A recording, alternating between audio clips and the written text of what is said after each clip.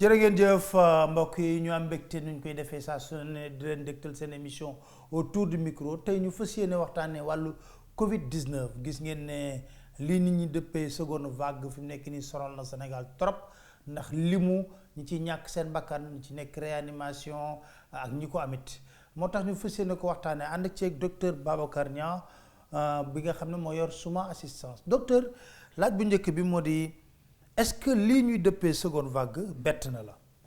bon seconde vague bi bon maa ngi nuyu déjà maa ngi lay nuyu bu baax Alé Niang sama doom baay bi maa ngi nuyu say auditeurs di nuyu mbooloo sénégalais yi et puis yaakaar waxtaan bi vraiment ñu jëlee ci luy am njëriñ donc pose question bi mu posé deuxième vague bi am na sunu naataango médecin Thior moom nee na deuxième vague amul deuxième vague bu balaa muy am day fekk mu taxaw complètement ñu ne zéro. Donc dafa am benn restant bu fi toogoon tant que restant boobu dañul mënuñu wax ne deuxième vague la. Donc lii fi nekkoon moo continuer c'est le même virus déjà c'est le même virus seet xool nañu xool même virus bi ñu wax ne dafa am Angleterre mutation bi gisaguñ ko fi. man amoon naa benn anglais sax bu ñu hospitalisé woon bon on a cherché en haut en bas mais vraiment bokkagu ci donc loolu bon amoon na fii nekkoon na fii bon génnul te bu ñu ne la 1% de 1 million de 16 millions de Sénégalais bon. àgg na 1 million de personnes yu ko waroon a am 1 million de personnes bu ñu ko amee ku nekk di joxe boo ko multiplier par 2 rek déjà mu àgg 3 millions. bu continuer multiplier mu exponentiel xam nañ koy wax ci wolof. donc tu imagines un peu ni mu mën a gaawee. bon période boobu nag am na lu xew ba ñëpp nëppal xam nga nëppal la ñuy wax. nëppal nangu ñu wax. nit ñi di muñ fi amuñu fu ñu dem tamit parce que centre lañ leen fermé. Les centres de traitement ont été fermés. Loolu laa mënutoon comprendre man. voilà centre fermé pare gu ñu woon déjà ñu fermé ko. ñu fermé ko loolu mënu. voilà boobu c'était une décision qui a pris ñoom à partir de 1% bi nee nañu gagné nañu bon benn communiqué moo génn c'est dommage boo bëggee sax ma jox la ko pour ces exploitations plus tard ministre moo génn après Touba 15 jours après bu Touba dara xewul Touba. dañuy fermé centre te ñii dem tamit yóbbaale wu ñu dara dégg naa fa ñu leen sax. donc lu moo tax léegi tamit difficulté bi ñu am ci feebar bi moo tax mu metti mooy ñii demoon nangu ñu ñëwaat centre ñu ngi leen di jéem a ubbi mais def naa ñu ngi annoncé 300 centres la ñu ubbi mais def naa àggoon nañu 500 centres. bon centre yooyu bu mais lan moo mën a justifier maladie bi demagul ñu tëj centre logique pour logique quoi. Alé Niang yow wax nañu ba sonn xam nga dëkk yi moom li fi nekk dafa dem ba nekk légalité dem nañu ba lu jubul mooy légalité. kooku moom c'était simple lekk xaalis bi rek moo leen ci nekkoon. centre yi. bien sûr centre day dépensé jël ay nit di fayuñu leen sax gisoo nit ñooñu sax xaalis bi ñu leen di jël xam na xaalis bu fi nekkoon bu ñu ne pour ñu leen war a fay xaalis boobu kan moo ko yóbbu te kooku suñu quotidien la léegi man chaque mois bu ma gisee étudiants yi di xeex pour la même chose les mêmes policiers di génn di leen dóor te ñi li ñuy réclamer lu légal la man je me dis nga fu ñu nekk donc moo tax loolu yëpp day répercuter à tous nos événements. mais déjà pour première vague bi comme ñu ne amuñu seconde vague bi mesures yu ñu jëloon est-ce que jàpp nga ne mesures yu efficace la ak yu efficiente. non am na lu ci baaxoon parce que demoon nañ ko ba wàcc ba 1%. waaw wàccoon nañu ba 1%. bon chiffre yi tamit waxoon yàgg naa leen wax ne bon 1% bon symboliquement. mais yow da nga mës a contester chiffre yi. waaw mais parce que du question que chiffre question déjà étendue fi ñu mën a contrôler mooy li ma la wax exemple sama dëkk bi laa lay wax Aram Soubalo au bord du fleuve à 50 kilomètres du premier centre de soins. nga ak seen njum tal boppam nga defe ne di nga daw ne ko kaay dugal ma tuyau aussi sama bakken nga xool ndax fekk nga àndax sa sago parce que feebar bi boo àndeex sa sago foofu lay gën a neex a faji mais dañuy xaar ba nga xam ne àndatuloo sa sago ambulance war la jël see doo mën a dem teg la ci brouette charrette ne ñu ngi lay yóbbu nga àgg dans un hôpital où y a pas les moyens donc oui donc am na ñu bari ñuy gaañu ñoo xam ne duñu mosuñu leen testé am na ñu bari ñuy wéral seen bopp te wax naa la tamit chance boobu ñu am.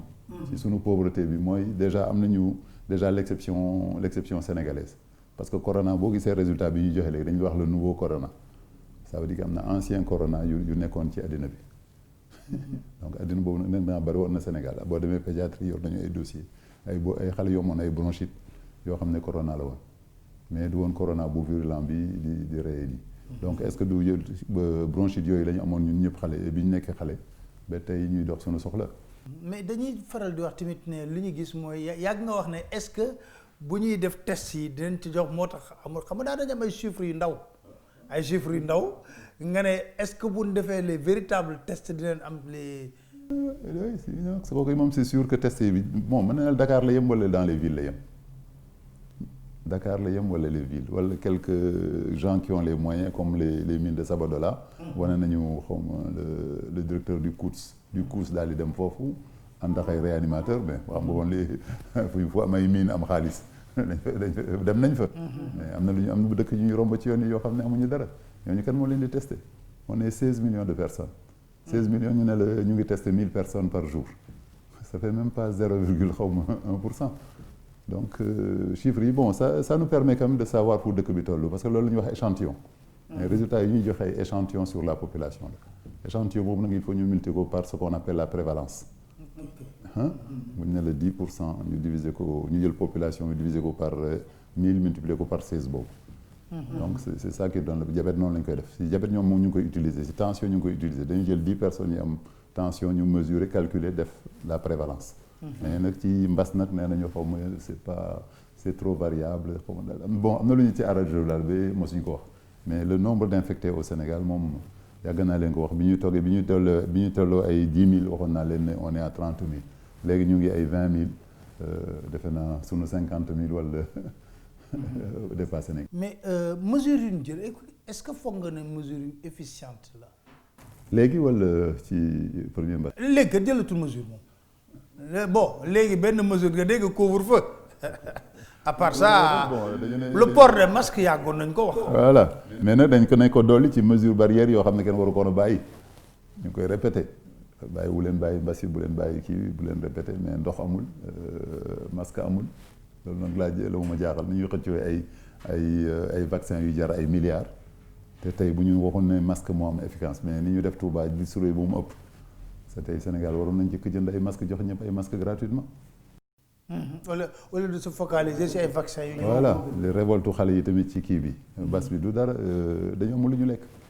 ay xale yu daan dox entre 18h 20h jël benn sandwich fii dem seeti seen benn copain ñu ànd dem la jëli benn sandwich ñi doon jaay sandwich yooyu ak ndambe yooyu ñëpp loolu naqar boobu moo fi ama bon man nag maa ngi leen di ñaan boobu ba léegi depuis que yéen médias yi may ngeen ma bës xaw ma lañ koy wax wala autorité ñaan naa plusieurs fois vraiment xale yi ñu bañ leen topp parce que quand même dem ba ñuy génne armée pour ñu faj la xam nga affaire bi le but mooy faj nit ñi corona dafa nar a am dama leen bëgg a faj toog leen mais loolu jarul ñu jël ay lii foxatuma la ay di génne armée man li ma leen ñaan mooy nañ jël ay bus yor naa fii ay photo avant-hier fii à Pompier nit ñaa ngi à 21h30 nit ñaa ngi taxaw amuñu bus. mais est-ce que docteur on s'est pas senti très rapidement très beau Sénégal deuxième pays qui a le mieux géré le virus ñu jékki bi si yàgg mu am benn sentiment de relâchement jékki bi si yàgg foo xoolee décision couvre-feu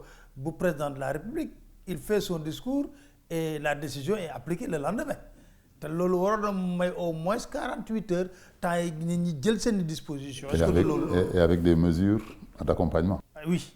des mesures d'accompagnement toogal sa kër dootoo génn xamuloo ndax waa jooju heure boobu lay liggéey xamuloo ndax heure boobu lay àgg këram xamuloo ndax heure boobu lay wàcc ñun on a des ouvriers ay maçons wala ay carreleurs. des fois dañu daan liggéey bi ay 22 heures.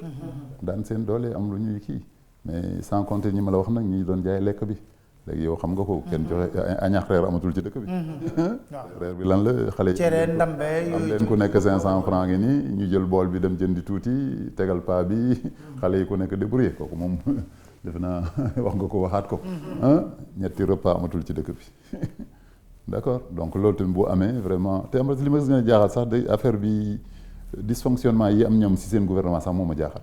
ministre de l'intérieur joxe ay instructions ministre de la santé joxe instruction bi ma gën a jaaxal nag mooy bi ministre de aérien bi joxe aussi instruction boo yoree sa billet d'avion mën nga doxantu nu mu la neexe bokkuloo ci couvre-feu bi kooku gis nga ko boo yoree sa billet d'avion waaw tu es au-dessus de tout le monde kon gis nga disparate boobu nag léegi man nag bi ma defee benn poste bi passé ma j'ai fait l'appel au ministère des finances et de l'économie kii mënul am te moom mënu ci feeñ na bàyyi làqu bi mu génne xam li mu war a def ci couvre-feu bi. comme lan déjà mesure d'accompagnement yi. mais te dire que defoon nañ ko ci première vague bi. mais voilà mais jeexul jeexul waxtaan naa ko wax benn personnalité nag nee na ma bi yoon le problème c'est que 1000 milliards narul doy xam nga ban chiffre la avancé. 8000 milliards. nee na deuxième vague bi bu ñu ko mënoon bu ñu bëggoon a dimbale dëggantaan 8000 milliards la ñu war a génne. mais faudrait-il d'abord que nga def le point sur le bilan de la première vague quand même voilà foog nga def le bilan de la première vague ñoo xam xaaj bi fan la dugg. maanaam maa ngi liggéey ci société yu bari am na société yu joxe ay millions milliards mais tey bi ñu amee problème ci privé bi la ñu nekk assurance tam dégg nga coow bi assurance yi bi ñu ne mbas la épidémie xam nga catastrophe kii la mondiale normalement c'est des restrictions exclusion ah mais léegi dem nañu ba comme amatul ku leen jël en charge tous ces assurés là ñu ngi jéem a réclamer pour que assurance yi jël leen en charge assurance tam nee nañu joxe woon nañu un minimum 500 millions am na ñu ne tuuti na mais man 500 millions tey ba ma ko joxoon ma fajal genn wàll Sénégal 500 millions bon tey defe naa am na assurance yu joxe woon à titre personnel. donc yow gëm nga ne xaalis bi ni ñu koy war a utiliser wuñ ko noonu. ah man de gisuma ci dara. et surtout docteur matériel médical bi may dégg man su may wax ne appareil respiratoire te ak liñ fi wax yooyu yëpp ak ñan ñooy jëndi matériel médical bi tamit. bon yow ko yaa ko jëkk wax fii. waaw PNA moom autorisation jënd matériel médical pour le gouvernement. 2 milliards yu ministre de la santé dem jëndal ko directement. ak agence de voyage. Pape Gana non ma tax yow man daal dama la yërëm sénégalais parce que scandale léegi dafa demal nu duutu dara ci Sénégal Ali est-ce que yaa ngi sentir loolu. man loolu moom ma tiital ci dëkk bi bu fekkoon ne sax da nga dem ba léegi boo waxee scandale sax dañ lay wax ne noppil wala yow yaay bandi bi. xam naa li ma la wax. yow miy wax ale kii bi yow yaa def dara mais kii def scandale bi moom. dafa am ñu koy protéger sax. am na benn décision bu ñu jël tamit ñu ne feebar ñu dem jënd ay lekk yu bari di wax ay ceeb ay bàkkoor mën na leen mais balaa loolu xanaa nit ñi yaa ngi koy wax léegi masque yeeg ak yooyu xanaa loolu mooy prioritaire parce que balaa ngaa mën a lekk wér. moo tax ma ne Sénégal xaw moo ne am nañu ay docteurs yu bari noonu xam nga mbas bu amee ñu ne la maladie problème sanitaire la bu ñu ko joxulee ay docteurs ku nekk di def docteur te nekkuloo docteur. monsieur Diome léegi maa ngi koy ay docteur du ministère de l'intérieur ku nekk ngi jóg di wax di affaire bi c'est vraiment ñiy faj nañ leen jox seen cër ñu bàyyi leen ak seen i malade histoire bi si di am ak ministère de la santé yëngu ko gisoo mais loolu moo wax ñëpp ko xam on n'a pas besoin d'aller jusqu'à Ziguinchor pour savoir qu'il y a rien. Non mais n'a pas que y a pas que le matériel mais nee na daf ko doon dicter sax lu mu war a def pour nu muy fajee nit ñi gisoo les pierres qu'il lui a jeté pendant l'inauguration mu ne président ngi nii mu may jàppale depuis xaw ma lan pour ma construire lii mais mosul dugg ci affaire u médecine dégg ngeen wax boobu am na fu mu jógee donc mën na la moo tax man nañu bàyyi ñu nekk docteur ñu jox mbas bi moom affaire u docteur la muy privé muy public ñu bañ dichotomie boobu tamit sénégalais kuy faj sénégalais yaa ngi faj sénégalais amul importance nga nekk privé wala nga nekk. Est-ce que c'est pas une forte politisation de la communication également? Forte politisation de la communication politique et spectacle quoi. xam nga gis nañ président muy def revue des ceeb.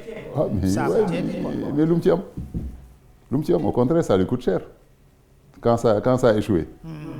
Quelle est l'image qu'on a gardée? Hein? On a gardé l'image de quelqu'un qui veut faire et qui ne va pas y arriver. Hein? Bon tey nee naa la bon Sénégal bu ñu doon classé tey par note bu ñu ne la 20 mooy note bi ñun àgguñu woon 10. bu nekkee 20 bu nekkoon 20 bu ñu nee tey classe bi ñu ngi noté tous les médecins du kii classement mondial 20 mooy hôpital bi gën a baax ñun àgguñu woon 10. bu mbas bi ñëwee nag ak ni mu ñu sollicité ak matériel bi mu soxla. allez bu ma ne la am na malade bu fay 900 000 francs d'oxygène dans le privé. 900 000 oxygène loolu mooy oxygène bi ñu dugal ci lal bi bokku ci médicaments yi bokku ci dara bokku ci loolu nga defe kan moo ko mën a jël en charge. foog nga am doole. man tous les jours ma jënd 400 000 francs d'oxygène laay jënd par jour 400 000 yaa ngi dégg 400 000. 400 000 10 jours muy 4 millions un mois mu doon 40 millions d'oxygène bon heureusement c'est du privé am na ñoo xam ne seen assurance ça marche am na ñoo xam ne bon. seen société moo leen jël en charge mais loolu xam nga ne 1000 milliards yi naroon na ci la naroon a yem te bu fekkoon ne dafa ñëw dans la santé mais la santé jotuñu dara sama doom bi ñu ma wax sur 50 millions bi ma jot gis nga fauteuil. mais est-ce que yéen privé bi jàppale nañ leen. non parce que au moment bi mu demee bi tarañ ne nañu joxe nañu 50 millions pour le secteur privé. wan naa la fauteuil ñu ngi ma jox ñaari boîte masque ñetti flacon de gel ñetti boîte de gants ak ay flacon d'alcool yoo xam ne nañ ko dajji nañ ko dajji kolewaat ko xam nga kooku moo un médecin mënul jël loo xam ne amul traçabilité. bien association bi laa leen oo ñëw ñu jël si waat ko yóbbu ko kii baa ngi nii donc tey ba tey nee naa la maa ngi première kii vague bi faj naa 80 personnes 80 personnes ñu la recevoir lu tax ma leen di recevoir c'est parce que amuñu place feneen. mais la situation est dramatique quand même. plus que dramatique parce que tamit docteur Bey bi nekk sa réanimation wax na ko docteur Boli commencé na parce que xam nga rek ma la doon wax ci affaire kii bi. bon ñëlee ñu ne bon boo nekkee ci poste boo waxee xamul lu la ciy fekk man ba léegi sax gisoon nga. am na médecin moom médecin il est libre. non ils sont pas libres non les publics sont pas libres. ils sont pas xanaa ñoom yenn poste de responsabilité yi. un Seydi c'est un universitaire. Seydi il a failli perdre sa responsabilité. Ouais. On a pris un médecin militaire qu'on a failli mettre à sa place. Non ils sont pas libres malheureusement. Malheureusement sama discussion ak avocat Diouf c'était ça bi muy wax ne instituteur lu tax muy am dans sa classe des gens qui portent pas de masque mu te dénoncé wu ko mais waa ci nekku mais man je dépends d'un ministère histoire la may indil donc am na côté liberté bu ñu amul defe naa loolu man loolu moom ma dimbali je suis libéral je suis à 69 ans 64 ans 34 d'exercice bon mais amul lu ma déggul moytul dañ sa kaw lañ jëm moytul fisc bi day ñëw moytul sa oto léegi nga accidenté am na benn femme sax boobu elle l'a pas fait exprès léegi ñu rey la ba ma defee ne sax elle m'a posé des menaces elle-même mais nee ma non grand dama doon prévenir ko pour nga moytu ma ne ko non da nga ma doon wax menace wala da nga ma doon kii ma ne non ni ma gisee dëkk bi moytul est-ce que duñ la rey bon mais ça, c'est donc grave, hein? l'esprit là est là et c'est dommage. Mais c'est l'histoire des vaccins. Des vaccins laay wax. Voilà. Des vaccins corrigé naa beaucoup de tes collègues di doon vaccin bi. waaw voilà loolu l'histoire des vaccins parce que c'est là aussi qu'on voit que le mbas là c'est tout ce qui se passe dans le monde cette histoire de puissance des États qui se répercute sur nous. Est-ce que tu vois la gravité je veux dire. Donc chaque puissance est en train de faire son vaccin. yaa ngi dégg lu ma la wax alors que nee naa la avec l'organisation mondiale de la santé sunu ministre sax warul wax parce que nee nañu pandémie la. waruñu def benn nu mu tudd couvre-feu à Dakar Thiès bàyyi Bamako bàyyi Nouakchott parce que pandémie ça veut dire le monde entier kenn moo ko war a yor ku ñu teg fële mais xam nga histoire fu mu jógee kii directeur bi c'est pas weexul donc bu tekkoon tey. il a été fragilisé par Trump. Oui, bien sûr voilà donc la guerre des puissances a commencé là Trump l'Amérique déjà ne soutient plus l'OMS parce que ils se sont rapprochés des Chinois xaw ma affaire bi daal affaire kii léegi xoolal ñun l'histoire la Chine nous a donné 200 000 doses données gratuitement dégg nga gis dégg li ci nekk gratuitement dégg nga li ci des bi ko ministre bi dugalee le lendemain la ko effacé vite rapidement dindiwaat ko tuuti mais est-ce que loolu amoon na. si am na. mais lu tax mu pourquoi il a. non parce que les contraintes de puissance sont très fortes on est dépendant du pôle capitaliste tey France bëggu du nangu kii chinois bi daw fii. li mu wax tey nga ne dégg nga chinois yi nangu ñu joxe formule bi c'est ce qui est arrivé à l'Artemisia prétexte boobu la ñu wax ñu ne ils n'ont pas toute la formule moo tax mënuñ ko utiliser. mais yow léegi bu ñu commencé dawal démb dañu dawal démb moo gën a grave démb dañu dawal que ñii defaroon vaccin bi. Il y a 2 cadres qui ont démissionné là-bas. Chinois. En Chine am nga droit démissionner. Non. En Chine am nga droit démissionner tey ñu wax ko ci rajo yi même booy démissionner ça doit être en douceur te boo démissionner defe naa prison ngay nekk. donc il y a déjà ci vaccin yi. bon parce que rapidité bi ñu créé voilà rapidité boobu laa wax bon ñu ne ma nag docteur moytul parce que la technologie a avancé am na ko jox sax exemple seen caméra yi neen yéen avant da ngeen yoroon ay caméra yu ñuy lonk ak yu ñuy pousse bon que léegi ça a évolué caméra léegi ça se fait en 2 mois. mais caméra du médicament de. bon mais caméra tamit bon si nit lay liggéey mais du dugg ci biir nit. lii day dugg ci biir nit li ñu xamoon mooy xam déjà virus bi nu mu mel xam ko xamaat ko lu muy lekk lu muy naan. plus que virus bi dafa am ay mutation on te parle maintenant du virus anglais on te parle du virus sud-africain. Voilà. Alors est-ce que le même vaccin ou bien les mêmes vaccins peuvent soigner l'ensemble des virus? Non là déjà on est d'accord que le virus ressemble à celui de la grippe mosuñu am vaccin bu efficace à 100%.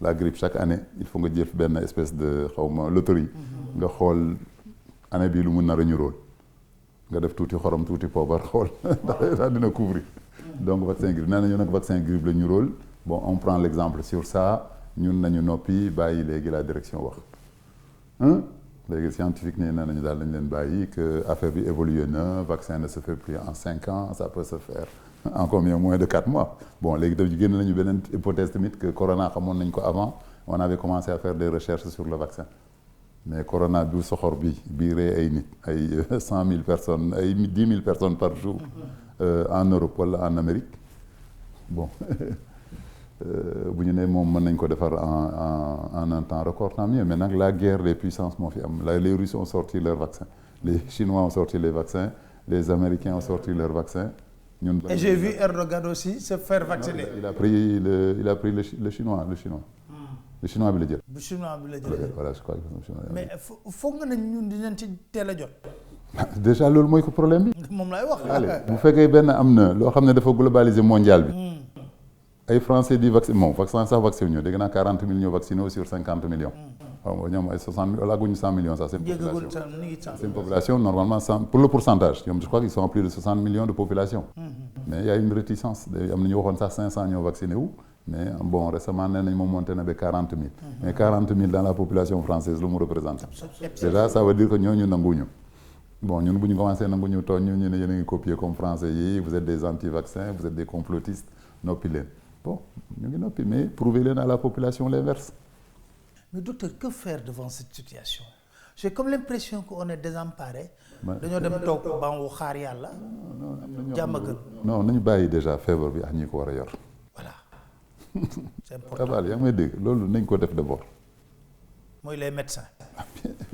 les médecins et bon tout ce qui entoure la médecine.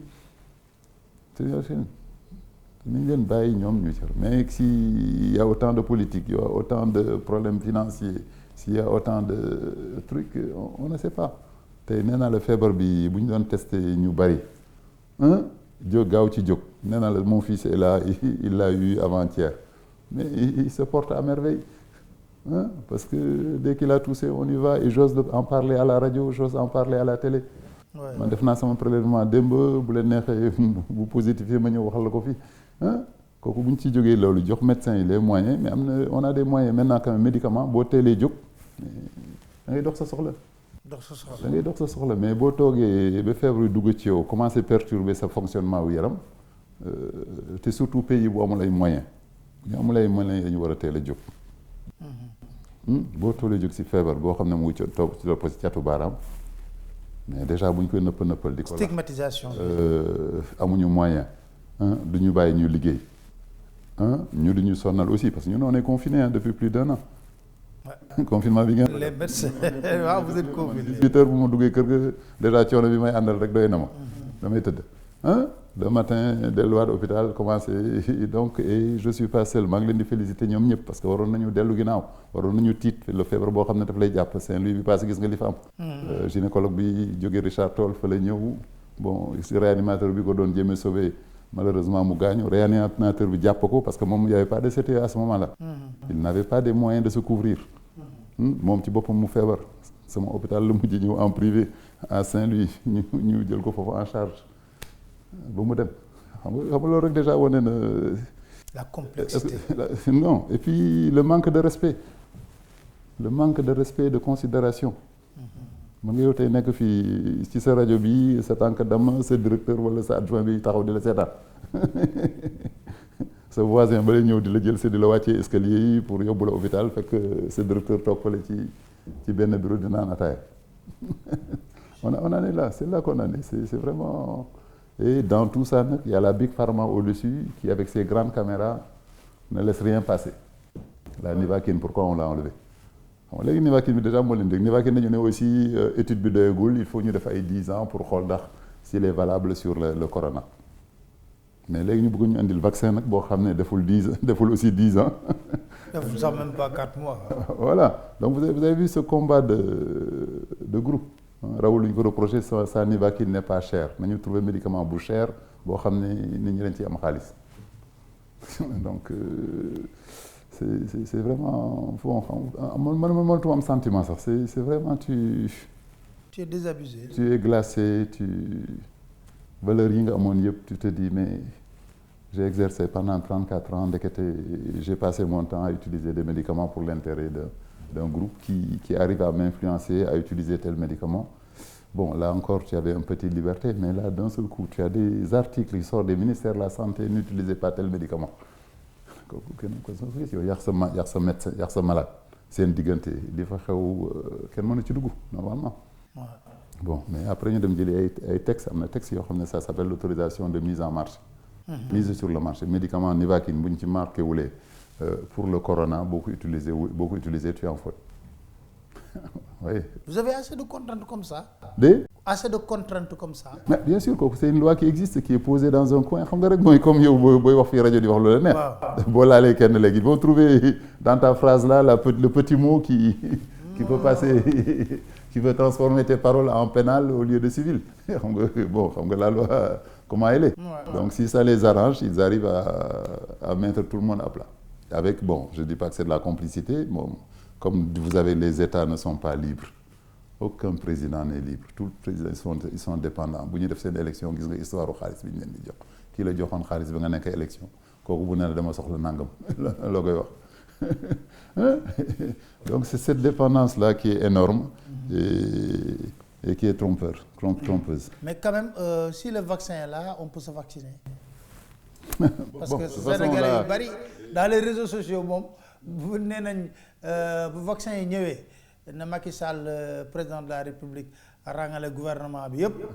D'ailleurs comme tous les autres présidents bu paré ci lolu après mu jël assemblée nationale rangale ñëpp. On a montré Biden qui s'est fait piquer, on a montré le président russe Erdogan, le président russe bon qui l'a xamul ki mom jarul vacciné parce qu'il était déjà atteint.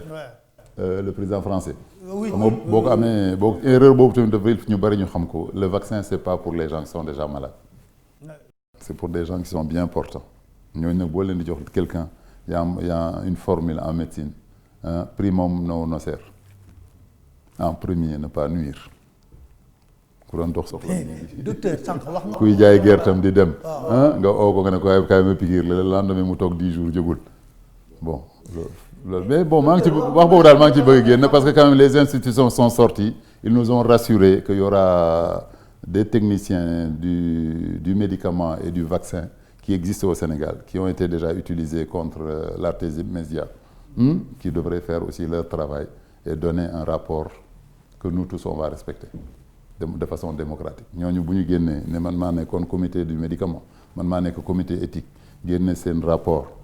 Tel produit, lii laa ci gis loolu moom à ce moment-là on va s'aligner moo tax waxtaanu vaccin bi sax ma doo ci sori jéem wàññi en attendant ñoo ñëw. Docteur xam naa malade yaa ngi lay xaar kon dama lay sant di la gërëm ci leeral bi nga leeral tey jii bu am solo jëm ci wàllu Covid bi di leen sant di leen gërëm di leen teg daje ci beneen émission autour du micro incha allah.